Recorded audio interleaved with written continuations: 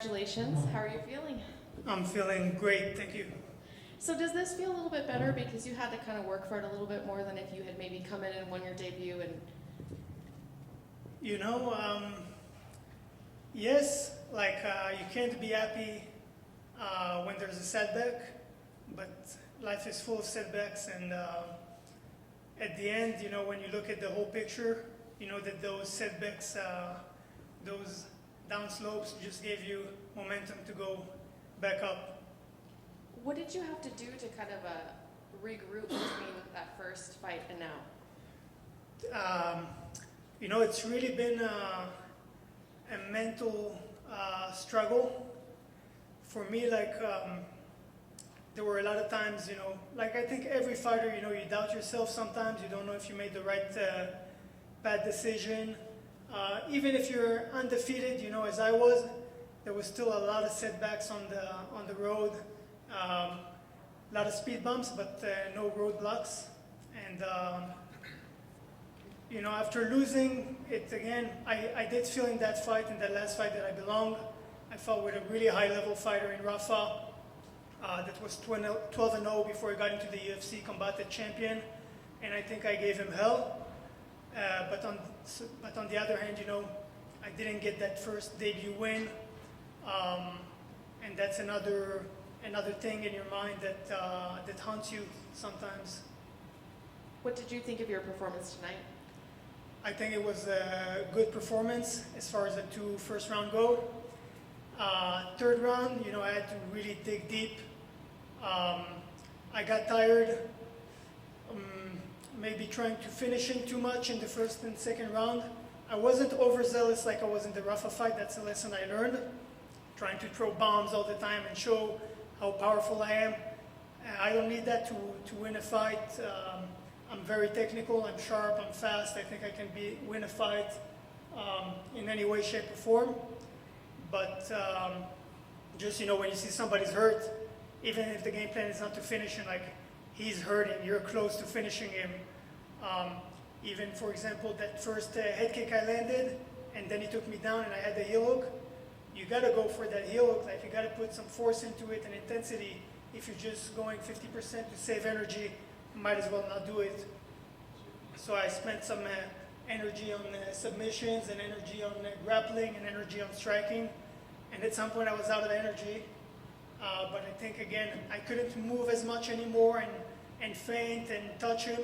But I just had to bite down on my mouthpiece and throw heat back. And was there anything about him that surprised you? We knew it was going to be tough. We knew it wasn't going to go away easy. Things that surprised me, not really, you know. My coaches told me how it's going to go down. That's how it went down. We knew third round is going to come at me, and he did. And yeah, again, it was about who wants it more. I wanted it more. I work harder. I had the first 2 rounds in the bag, and it was just about doing enough and showing him he can't just walk me down and get the W. When do you want to get back in there? As soon as possible. Do you have an opponent in mind? No, I don't have an opponent in mind, but they can all get it. Thank you. Right here. The left hook seemed to be finding its mark all night. Is that something that you trained for coming into this, or did it just present itself tonight? You know, I train, I think, every technique under the sun. I thought the jab would land more. It happened to be the 2, but it was the straight 2. Like me and my coaches, we worked on it a lot, of course. The body kick, the head kick. I was looking to implement more leg kicks, but you know, sometimes you see something happen and it doesn't work out quite that way. But that's why you got option B, C, D, E. You know, we had a bunch of weapons, and we used what we could when we could. And what did training in Japan do for your development as a martial artist? Training in Japan, for me, it's like who I am, you know. I bring it. I bring the dojo in Japan to everywhere I go. in America, in Israel,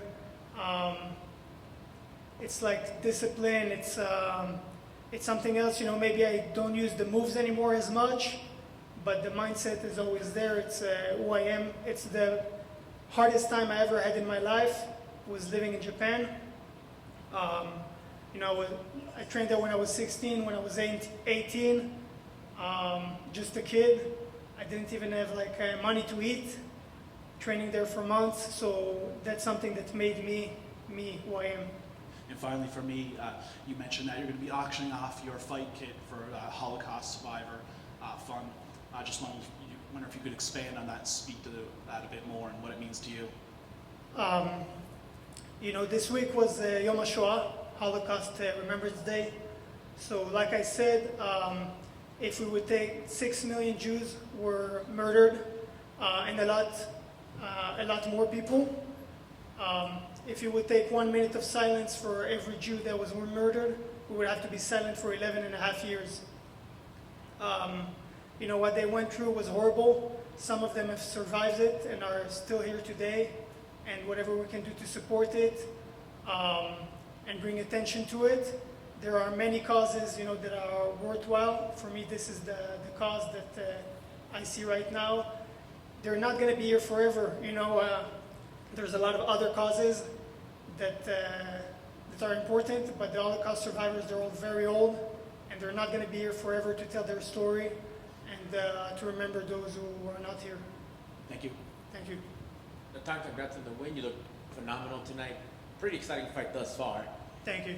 The commentators were a little critical of, they thought you had Mike Hurd, could have finished him, but obviously we don't know what you're thinking. So when it seemed like you had your guy hurt and you could have finished, you thought, let me be smart about this and fish for that takedown instead of spending too much energy? Yeah, you know, in what you see from here, you don't see from there. And what you see from there, you don't see from here. Sometimes, you know, I thought he was hurt. Maybe you guys didn't think he was hurt. Maybe sometimes the crowd thought he was hurt and I didn't. That's why you got a corner, right? That's why they tell you things you can't see. And sometimes you make a call, listen to them, not listen to them, because you can see some things. So for me, it was listen to the corner, but also have my interpretation on it. And my coaches, you know, Coach John always says, for example, what we say is like a recommendation, you know, it's not an order. And sometimes, you know, I thought it was hurt. I did go for it. I did throw harder shots. Also, I didn't want to just blow my load and then have nothing left for third round. Excellent. And just for fun, in a week's time, your division is going to see the title on the line. A prediction, please, with Oliveira and Gagey.